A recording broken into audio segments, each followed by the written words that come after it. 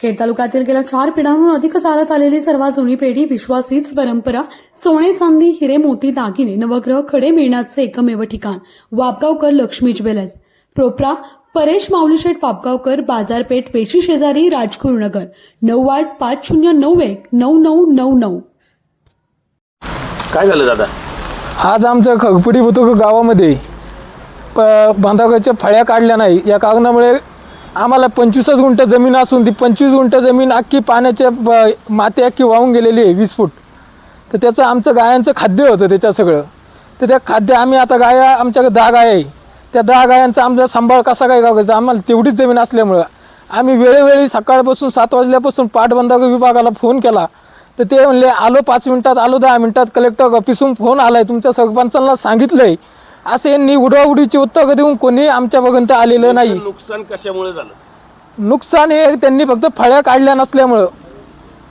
कुठल्या फळ्या नेमकं? बांधावरच्या खगपुडी बुतुक गावाच्या पाटबंधावरच्या फळ्या न काढल्यामुळे ते पाणी साईडनी बायपास घेऊन पाणी आमच्या शेतात घुसलं आणि त्याच्यातले 20 फूट मातीचं अख्खी वाहून गेलेली, तेवढीच शेती आम्हाला।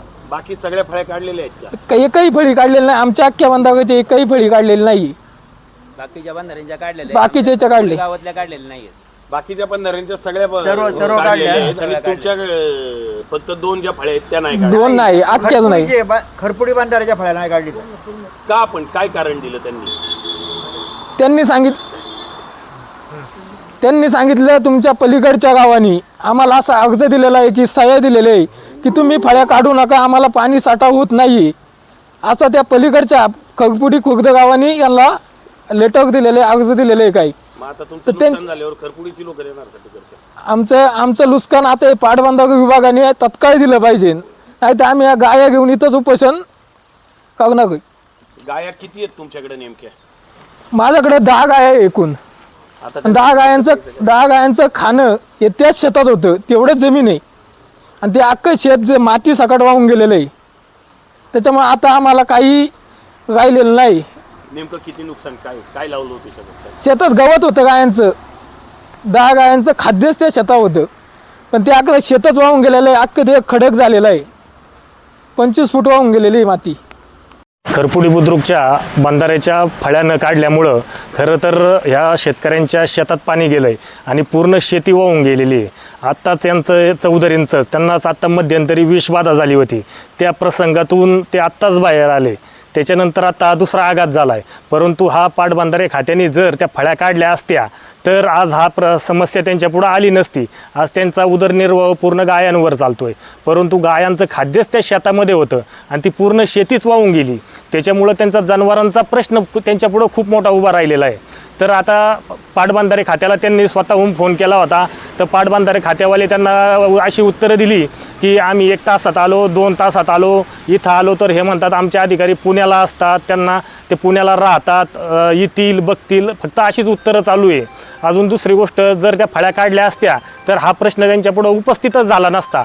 आणि पाऊस आहे, नैसर्गिक आपत्ती याला म्हणता नाही यायची, कारण जर प्रॉपर पाऊस झाला असता, पाणी आलं असतं तरी शेतकरी कुणीच काही बोललं नसतं।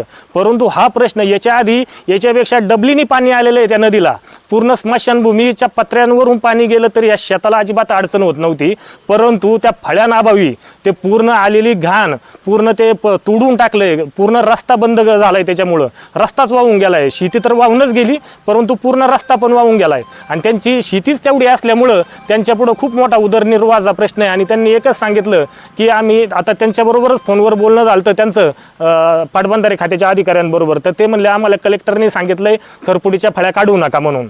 मग काय हा प्रश्न, काय विषय हा आम्हाला माहीत नाही। जर तुम्ही जे लोकांच्या सह्या घेऊन जर थांबवत असाल फळ्या काढायच्या, तर त्याच लोकांनी खुर्च्यांवर बसलं पाहिजे, कारण नुकसान ज्याचं झालंय ही जाण त्यालाच राहते।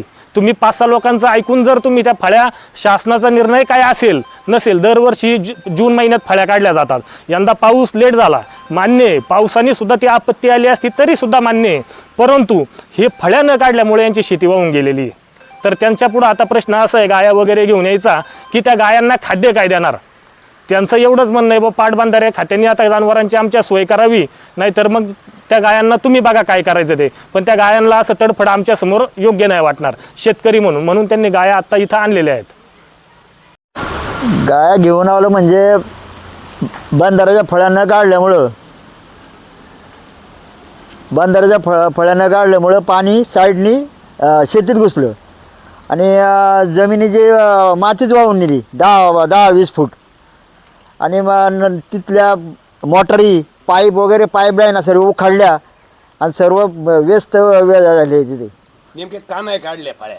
काय कारण देत आहेत अधिकारी भेटले का तुम्हाला कुणी? हा, ते पहिले सकाळी फोन केला होता त्यांना. ते म्हणले पलीकडच्या लोकांनी आम्हाला गेट काढून दिले नाहीत. अधिकारी म्हणून मग आता त्यांचं काय म्हणणं आहे? त्यांचं काय म्हणणं आहे म्हणले आम्हाला कलेक्टरनी सांगितलं होतं.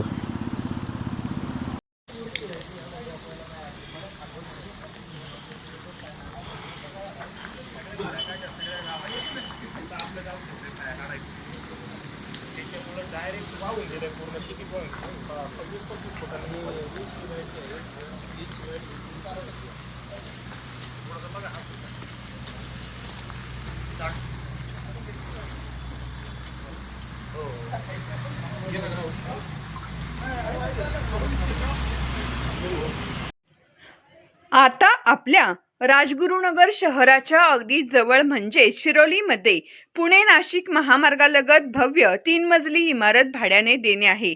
तर आता आपल्या हॉस्पिटल, बँक, पतसंस्था, शालेय अभ्यासिका किंवा अन्य अनेक महत्त्वाच्या गोष्टींसाठी तब्बल प्रत्येकी 2500 स्क्वेअर फुटाचे 3 मजले भाड्याने देणे आहे. तर आजच संपर्क करा.